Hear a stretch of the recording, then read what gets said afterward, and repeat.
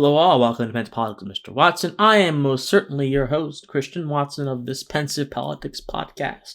And I am happy to be with you guys on your commute, in your homes, wherever you are, in your workout routines, wherever my voice is transmitting through the internet, through these telecommunication devices towards you and towards the world. Thank you for letting me into your space. Thank you for letting me into your life. I incredibly appreciate it. Again, if you want to stay updated about Pensive Politics before we get started, please subscribe to my YouTube channel, Christian Watson. Look at me on Twitter, Facebook, Instagram. I was going to say Parler, but Parler's down. Minds.com, all of them will have the same unified handle at official C Watson. I look forward to interacting with you guys and talking to you guys more. And as I always begin the show saying, I am doing all right. I've just recovered from COVID-19. You guys may see a white wristband on me. That is simply given me by my college so that I can attend classes in person and not be cooped up in a room in complete and utter isolation. Although Emerson says solitude brings out genius. Emerson actually mentioned he did an essay on solitude, which was published in The Atlantic in his day, or The Atlantic reprinted it, and it mentions how if some of the greatest people, some of the greatest minds on planet Earth didn't have the solitude, their genius would have never grown into what it became. It would have never germinated into this powerful locus of action which inspired us. If Newton didn't have solitude when he was working on his theories about the universal and gravitational laws of our existence, how would our understanding of the world be shaped right now? It would probably be inaccurate, incorrect, incomplete. So solitude is fine. But there is a distinction between solitude in isolation. When I'm in solitude, I am in the presence of ideas, I am in the presence of comfort. When I'm in isolation, I'm in the presence of nothing but sorrow. Different words have different emotional attachments. And that may be an incidental attachment of solitude. Who knows? Someone may be in solitude and they may feel as if they're empty. Who knows? But I am no longer in isolation. I am now in solitude, speaking to all of you in the presence of ideas, in the presence of warmth. But the topic of today's podcast, and I oftentimes don't really do one topic podcast because I think that's awfully limiting. And I try to cover as much news as possible because this is a news show. This is a commentary news show. But unfortunately, the news cycle is consumed by a behemoth, which is trampling across Washington and has nestled itself neatly within the minds, the consciousness of the progressive politicians within the United States Congress assembled, and that is the impeachment proceedings against President Donald J. Trump. So, depending on when you guys are listening to this, on this day, Wednesday, January 13th, 2021, the House is going to impeach, and actually, at the time I recorded this, already has enough votes in their tabulation to impeach President Donald Trump. As I talk to you right now, and this number is going to change by the end of the show even, the House has 9 Republicans and over 200 Democrats voting for impeachment. It's amazing. Absolutely amazing. It's amazing because so many people have allowed their political capital to be situated and placed into a action which may indeed be manifestly unjust and vindictive. The politicians who are voting to impeach Donald Trump are levying their authority or levying their influence, their powers over the institutional strands, the institutional tools by which our government operates, to punish the current president. Now, if in theory a president deserves to be punished, this is fine. There are plenty of people who are not fans of President Trump, and there are plenty of people who would accuse me even of being a fan of President Trump because I decide to say impeaching him is vindictive and unjust. And that is a part of the problem of our current politics. There are ills boiling up beneath the surface of our political conversations and the way many Americans think about politics, that it creates environments in which unjust actions like today's baleful impeachment proceedings can be undertaken with a sense of virtue and a sense of heroism. So many people, especially the divergent Republicans who are voting to impeach President Trump, approach this with a hero complex, a sense of heroism, a sense that they are saving the country. And that sentiment conveys the first ill of the impeachment hysteria. The idea that a single legislative action done by a few hundred people out of 320 plus million people in the United States of America assembled, the idea that they can change the country or they can shape the country better than you can, is a false idea which denies your individual power and denies the ability of your individual will to shape things. Now, you may not believe that the will is free. But even if you don't believe the will is free, which is, I think, if you don't believe the will is free, you're off to a bad point in the first place. You can believe that action occurs. Rational action occurs. And to some extent, we can control that action. Now, someone who doesn't believe the will is free will say, oh, well, there are so many factors that go into, the actions. You may not even be able to fully choose your actions. You may be influenced. Whatever. We can still do, under that paradigm, rational action. So even if you believe that free will is non-existent and that all of our actions are predetermined by some sort of biological metric, whatever false ideas you might believe, you can still understand and see where I'm going with this. It is an absolute shame, my friends, that we think legislation dictates destiny, or that many think legislation dictates destiny. Jean-Jacques Rousseau said in the Social Contract, one of his preeminent writings, which was absolutely reviled amongst France in his day, was reviled by Voltaire and Montesquieu and the other great French thinkers, who themselves had serious flaws and issues, who themselves lauded the state too much, who themselves didn't care about rights, who themselves had wrong conceptions of government, along with Rousseau. Yet people who don't understand the proper station of freedom in human existence, such as Montesquieu and Voltaire, still feuded with someone who equally didn't understand the proper role of freedom in human existence, Jean-Jacques Rousseau. Rousseau says it is up to the general will to determine political decisions. And your natural liberty, your ability to be a free person, no longer matters. What matters in political calculations is your relation to the sovereign and your existence with the sovereign. The sovereign is the government, essentially. The sovereign is the thing that controls the government. What matters, according to Rousseau, about what you do is you being an indivisible part of the whole, of the general will, of the entire populace, not you being an individual. A great majority of people have a similar kind of generalistic framework upon which they conduct politics in America. In this nonsense, which we'll call the common good, this nonsense of the common good, and I say it's nonsense because I don't think the common good is always righteous or is even righteous as a starting point. I think that what is righteous is that which protects individual freedom and therefore protects rights. Justice is a matter of preserving rights. Justice is not a matter of ensuring that the most people in the world, or most people in a certain area, get their wills accomplished. Justice is a matter of securing that which we can objectively divine to be true through logic, through empirical research and empirical evidence, and through reason as well. We're not going to have reason in isolation. We're not going to have logic in isolation. We're going to have all those things working together to produce a coherent framework upon which our government operates.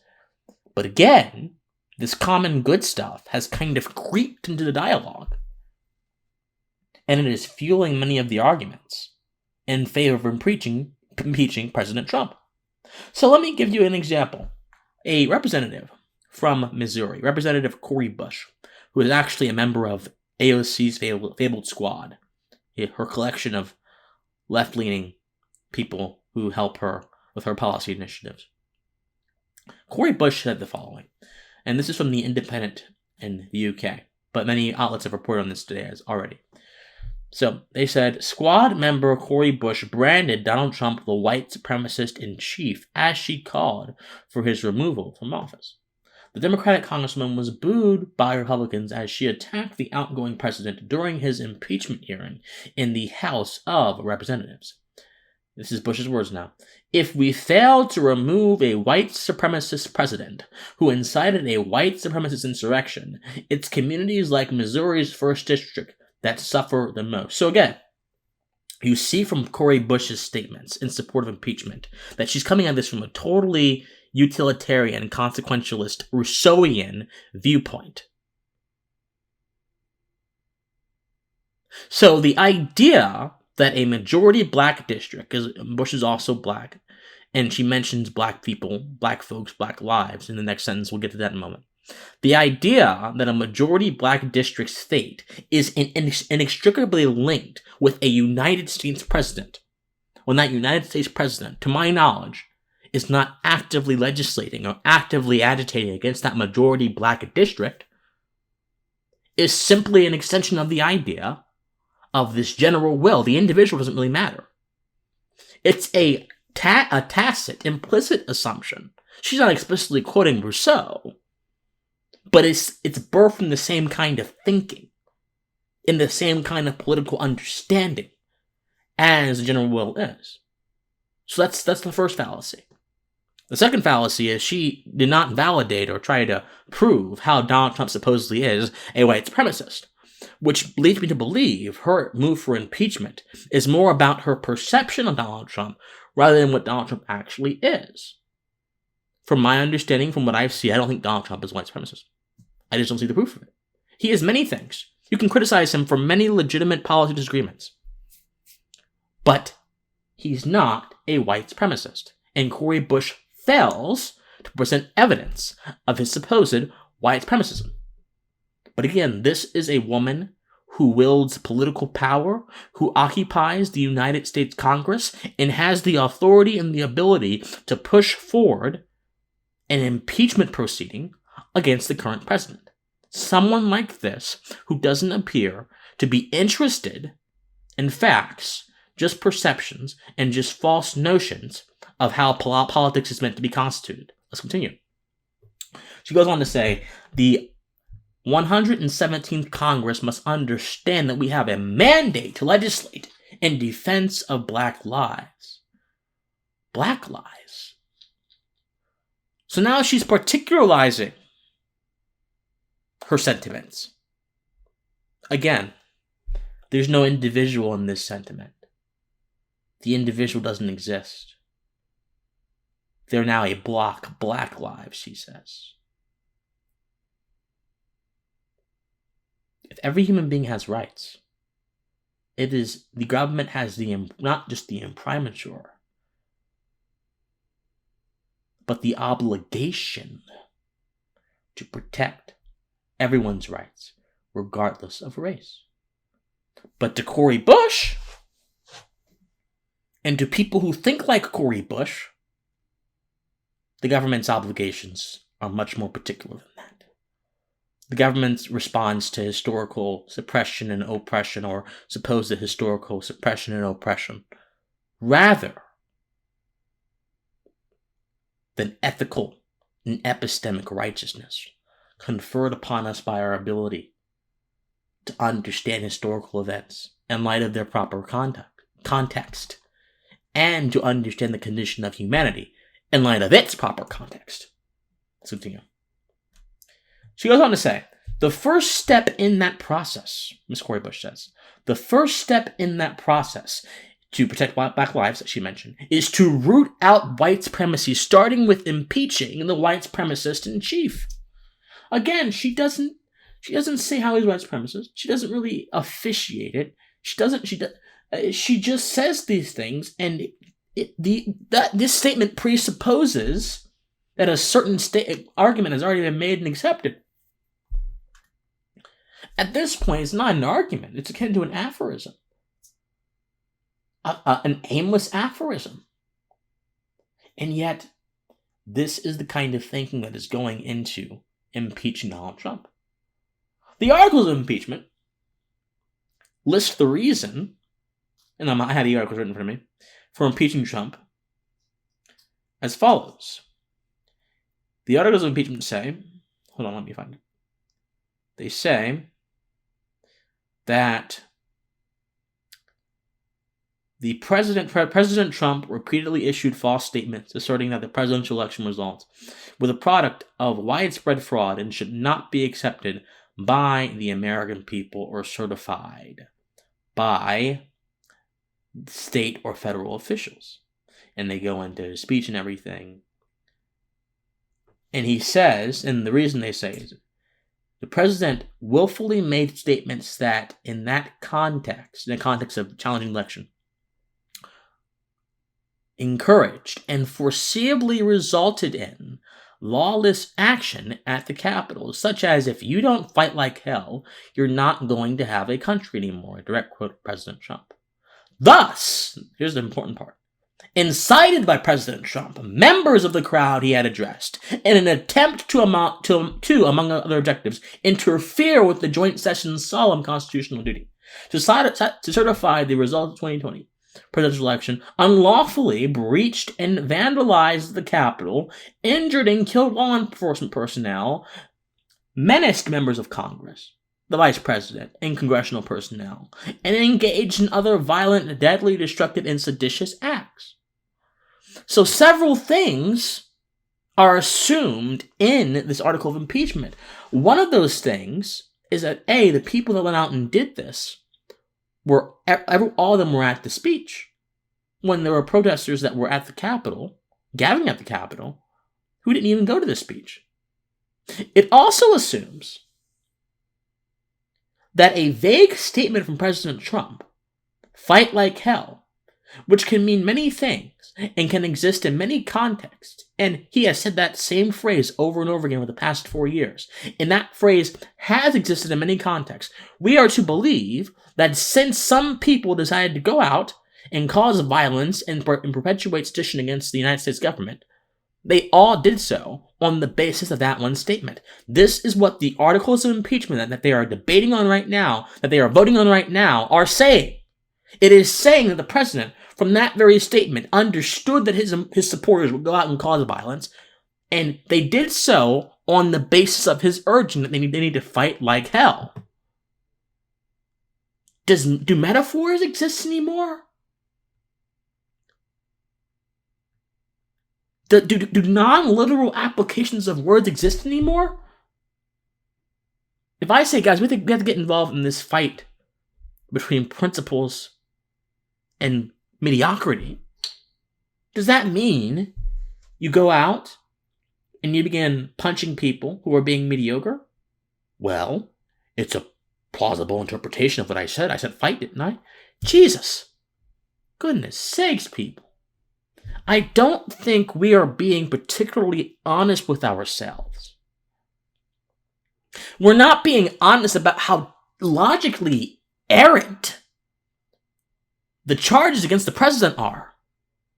You can argue that you can argue whatever you want to argue about the protest and the Capitol. Look, I have condemned the protest I condemned the riot several times. There was a big protest that happened independent of the riot. The riot was a very small offshoot of the broader protest.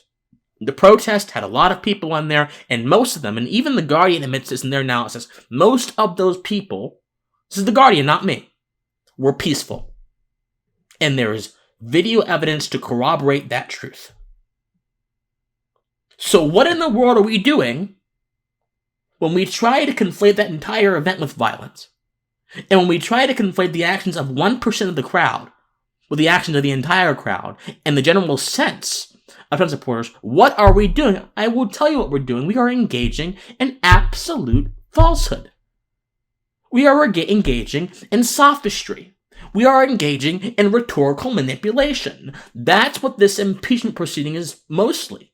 It is predicated upon rhetorical manipulation. And this does not mean President Trump is a saint. I'm trying to separate so desperately here the principles from any person. The problem, and this is another ill I mentioned, that underlies American politics, which creates an outgrowth, a dangerous outgrowth of action. One of the other problems with American politics is that we are so wedded to people. We are so wedded to personalities. We are so wedded to things that do not have to do with the preservation of the American experiment. We are so wedded to so much stuff that has nothing to do, so much minutia. And if we're wedded to so much minutia, how can you ever expect us? How can you ever respect our representatives to engage in good governance? Politics is simply the science of human interaction within a society as it relates to preserving rights. Politics, properly idealized, is the science of human interaction in a society as it relates to preserving rights. Properly idealized. That's what politics is. Now, when it's in its wrong form, politics can be many things. But properly idealized, politics that represents and recognizes the truth. That kind of politics, that's what its goal is. But unfortunately, that maneuver is not being represented by the House Democrats very well. Unfortunately, that idea is not being taken seriously by many members of Congress on this day. It is most unfortunate. It is most unfortunate, but the best thing is, though, I think that we are fast approaching a time in which we can begin to recognize the very, very, very, very, very, very, very, very important need for proper ethical conduct and proper ethical truth within political actions. So, we'll talk more about this when we get back from our break, which is going to come up in a minute here. But I want you guys to be thinking about a few questions. A, does impeachment further good governance? B, are the reasons for impeachment philosophically and morally correct? And C, does one person, or should one person, command so much authority over our minds and our perceptions of a country that has existed centuries before that person or anyone who is alive today even was a thought? Those three questions, think about those very closely. You got to be pensive about this, my friends. Be pensive about this. Think about this very closely. And when we get back to talk more about this stuff, it's exhausting, but guess what? I'm in this fight for all of you. You all deserve the truth, I promise. So, we'll be back. We're right here listening to Pensive Politics on the Fed by Ravens Radio Network.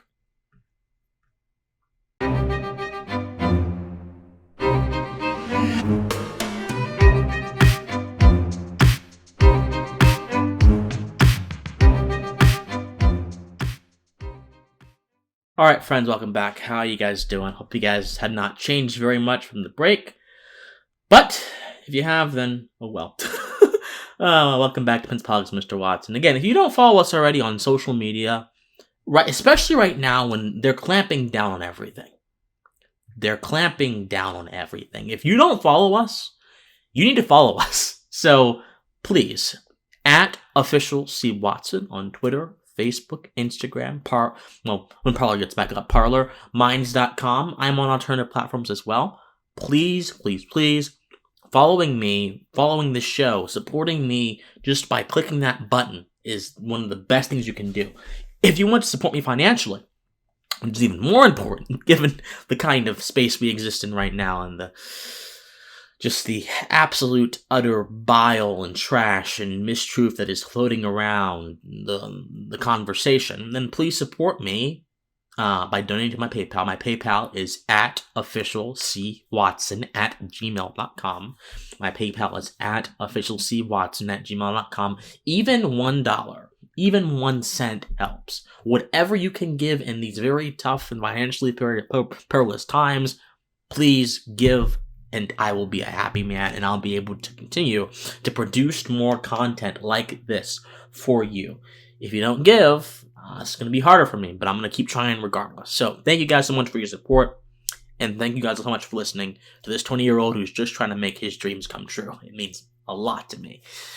So I talked about how we talk about politics and how that disturbs me, and how we think about politics and how that disturbs me, and how that produces so much of the chaos that we've seen over the past week in Washington. That produces so much of the antagonism, whether it's with the 75-year-old Democratic Congresswoman who contracted COVID and believes she did so because 2 or more Republican representatives did not wear masks, whether it's with the Antifa narrative swirling around the protest, whether it's with the idea of stopping the steal by going in there and stealing the peace and lives of Congress people, regardless of what narrative guides certain action, they all have a unifying theme.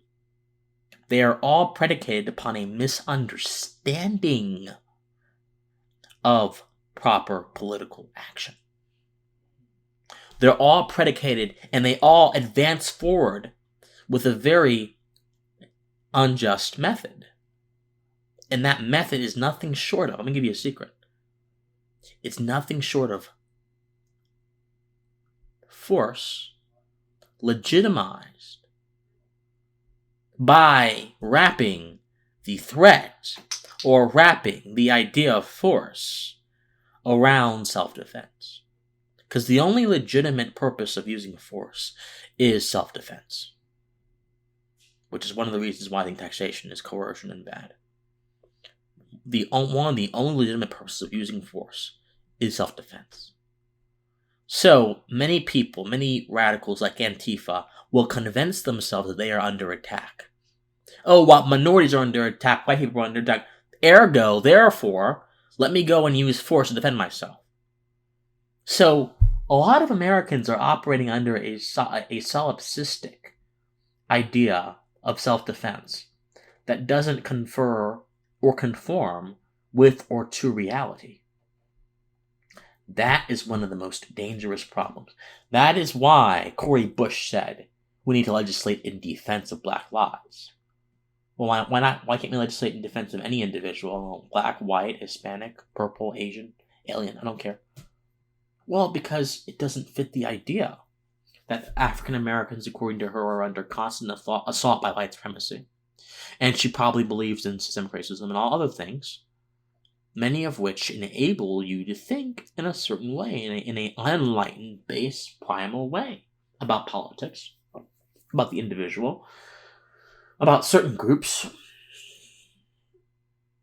That is the problem. That is why impeachment today is proceeding forth as if it's a given. Not because there's actually a legitimate case for it. Language is important, my friends. But how we interpret language is even more important. And if you believe you are constantly under assault, if you believe you have the halo of perpetual victimhood over your head, whether you're on the right or the left, you will act out as someone who is defending themselves. And that may entail sometimes violence. So, when Maxine Waters says, dear Lord, when that very, very misguided woman says,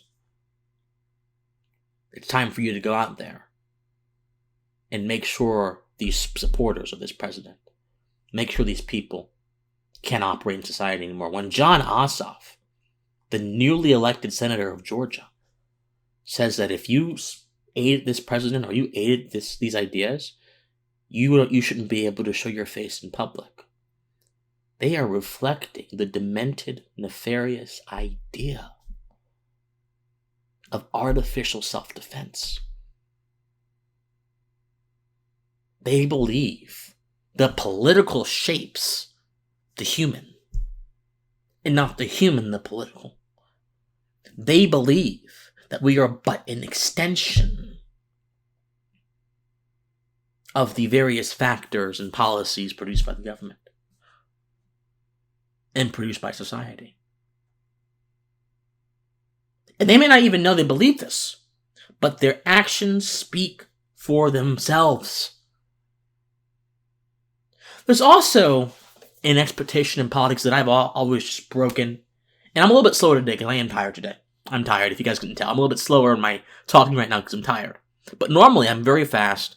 I'm much more passionate. And I'm tired on a mental level. Not a physical level, on a mental level. Because there's just so much going on. And there's just so much injustice being created by these moves and these pushes. And there's just so much polarization. It makes me physically tired. And the big tech thing, and losing followers one day and getting followers the next day, it's all a bunch of dynamic, fluctuating chaos. It takes a very strong-willed person to absorb all of that and to handle all of that in a way that is propitious to their advancement as a human being. That's what it takes.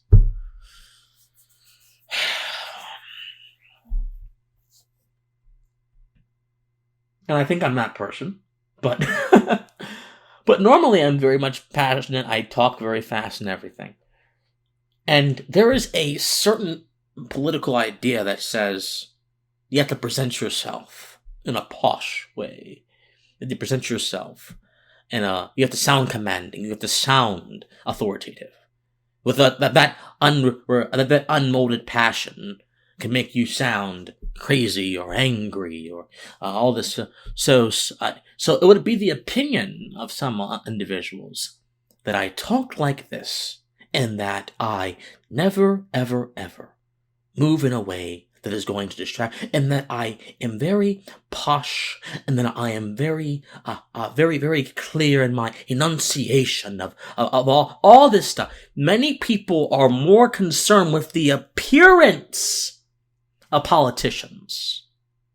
Oh, well, look at that young woman there. She speaks. Oh, look at that young man. He speaks so articulately, and he knows proper posture, and he knows all this. And guess what? He always connects with his listener, and and you sound like a British aristocrat that I'm getting sick of. Listen. If you listen to Pensive Politics, you're going to get the raw, unfiltered Christian Watson. I have not been trained to speak by some lobbyist or some PR person. I have taught myself. And I have imitated, to a certain extent, the greats. And adopted their styles and their habits into my own style. Because I believe, ultimately, that we are divinely unique individuals. And our own styles, our own ideas should not be ceded for the old ideas of the past, if those ideas don't advance ours. If they advance ourselves, sure, keep the past. The past is important to understand and reflect upon. No, let's not be like Nietzsche here and just throw away all that. Let's not be like, no, the past is important for us to have a vantage point from where we started. But I'm not going to sound like one of these paid people on MSNBC or CNN who knows every single word to say, and knows the proper posture, and knows how to woo the audience with their seamless and effortless and immaculate speech. No. That is part of the problem. Because when that facade falls, people get angry that they were deceived. Most politicians, most news presenters are not these manicured, posh, polished people you see on your screens or you see on the floors of Congress. Most of those kind of people are just as sloppy as you and I on the inside. They are just as human as you and I. They make mistakes. They're not perfect. They're not immaculate. But there are so many people who put up facades and pretend to be better than they actually are and are not authentic. And when we finally find out who those people are, people get mad. Oftentimes because they have convinced themselves of the divinity or of the uniqueness of this particular person because of the facade they erect.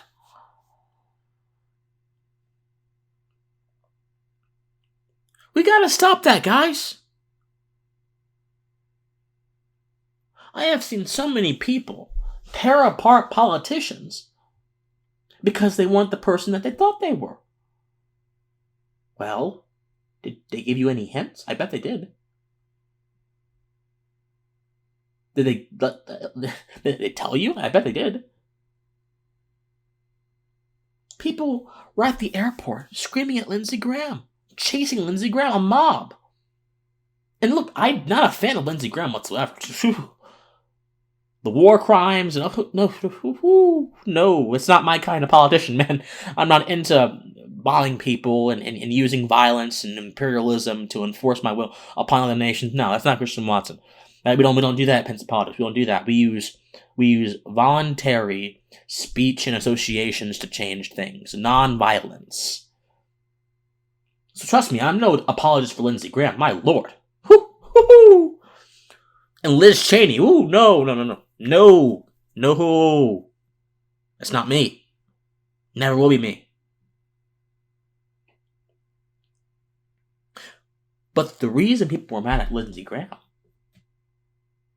was because they thought he was more supportive of the current president than he actually was. They had a conception of Lindsey Graham that didn't conform to reality. And if people had paid attention to how Lindsey Graham spoke before supporting the president became politically advantageous to him, they would have known this.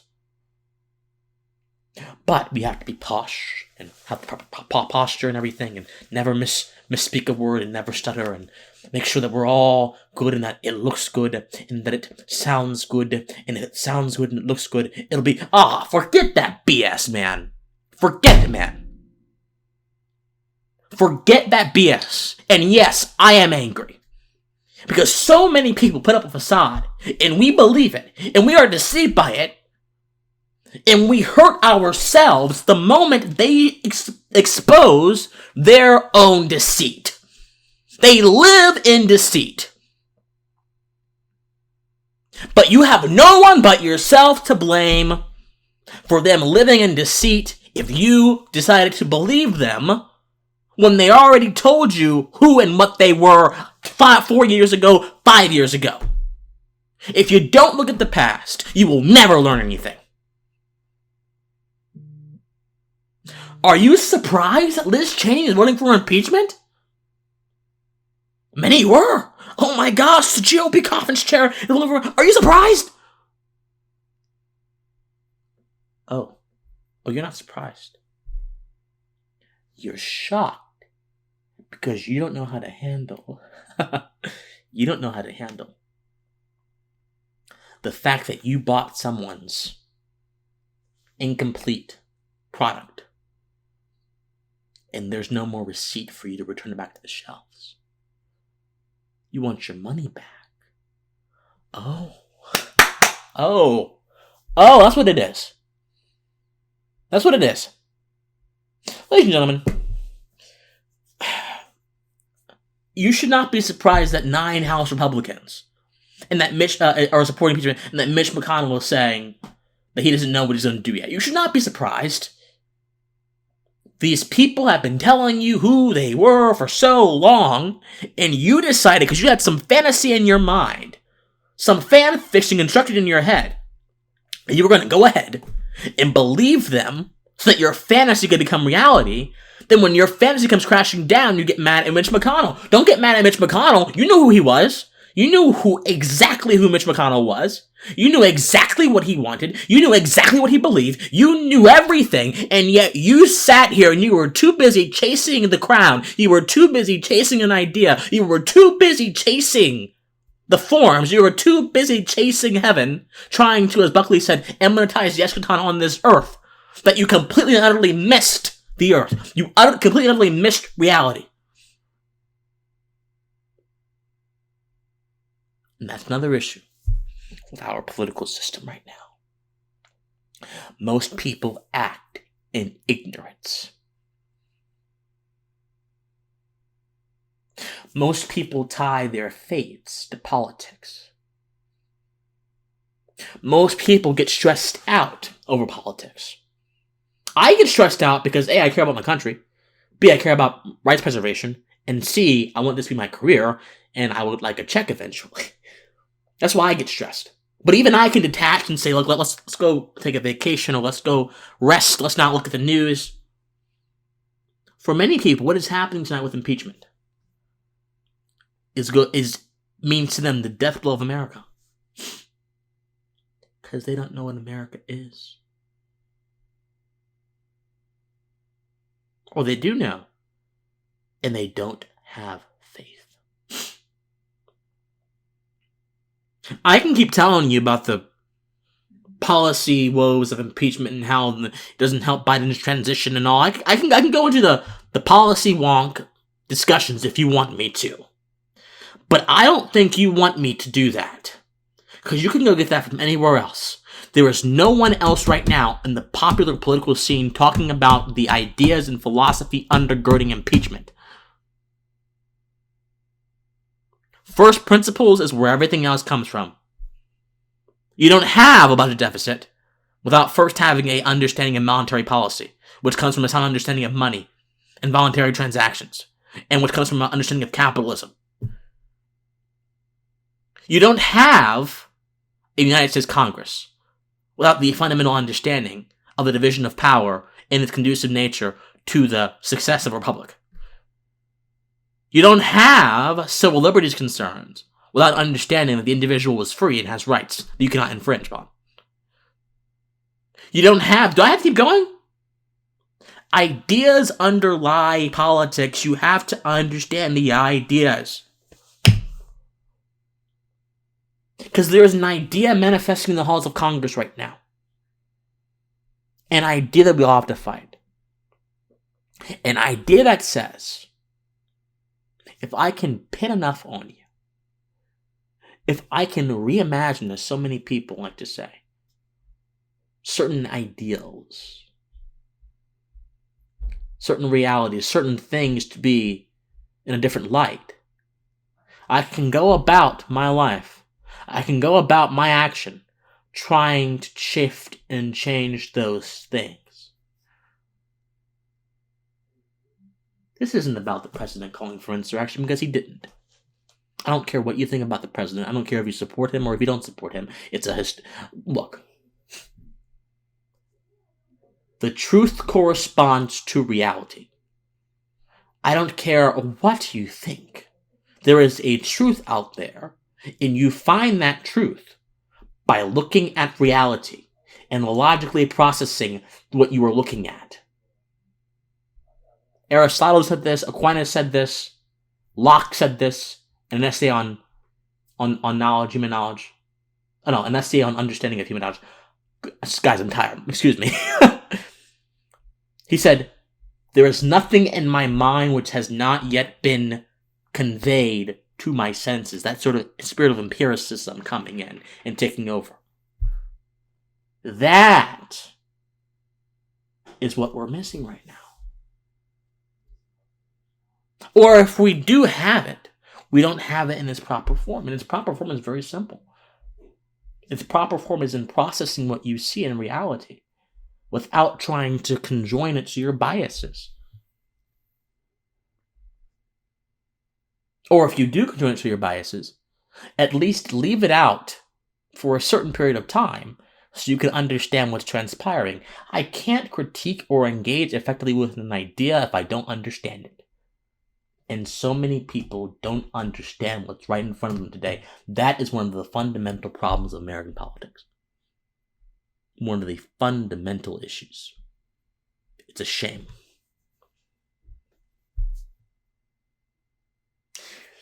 So when this impeachment stuff closes tonight, you're going to see an eventual trial in the Senate. I do think they're going to get a trial in the Senate. I'm not sure if it's going to be before the inauguration. That remains to be seen. But you're going to see this dog and pony show continue. And as it continues, you're going to see a false sense of justice talked about by a lot of left-leaning people. And maybe even people who are on the right a little bit too, who despise the president. And again, I'm not an apologist for any one person.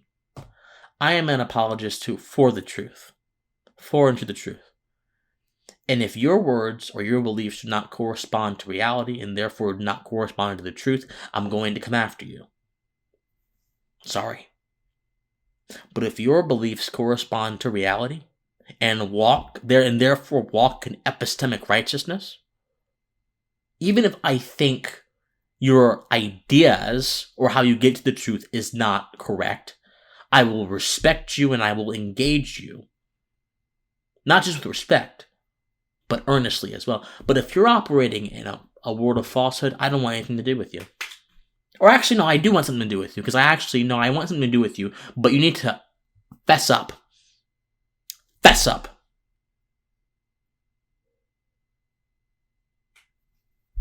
A lot of people have a lot of explaining to do today. If I was in Congress right now, I would abstain on the question of impeachment. Simply because I don't want my political fate appended to a gross misuse and unjust misuse of political resources. In any way, shape, or form. I would reject the mechanism by which they're trying to convey their point. That's what Christian Watson would do. Then again, I would never get elected to political office. And now Thomas Massie is being attacked by many people, by Nicholas Sarwell, the chairman of the Libertarian Party, or former chairman of the Libertarian Party. He is being attacked for voting nay. I applaud Massie, because he understands what's going on. Even though I would have abstained, if you vote nay and you explain, you understand what's going on. Now Massie says, well, it's too much division if I vote yes.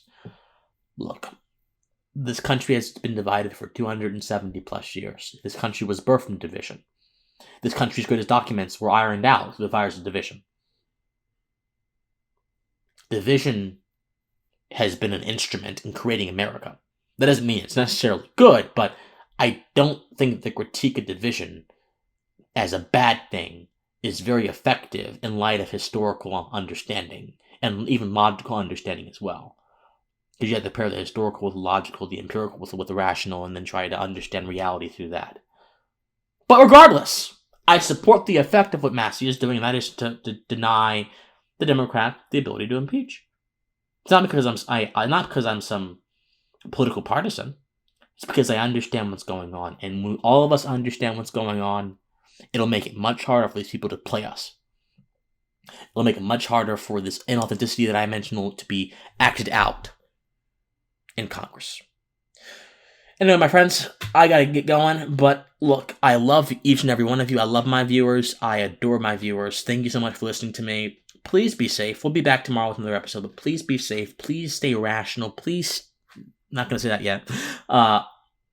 I was about to say the ending phrase of the show. I'm not going to do it yet. But just please stay engaged. Follow me on Twitter, at @OfficialCWatson, on YouTube, at Christian Watson, on Instagram, Facebook, Minds, Parler, at @OfficialCWatson. Support me. Support the fight. Donate to my PayPal, officialcwatson@gmail.com. Do whatever you can, my friends, because this is a fight that we have to participate in and we have to win. And we will win it, I promise you, but I need your help. I need armaments. Anyway, guys, I love you. Stay pensive, okay?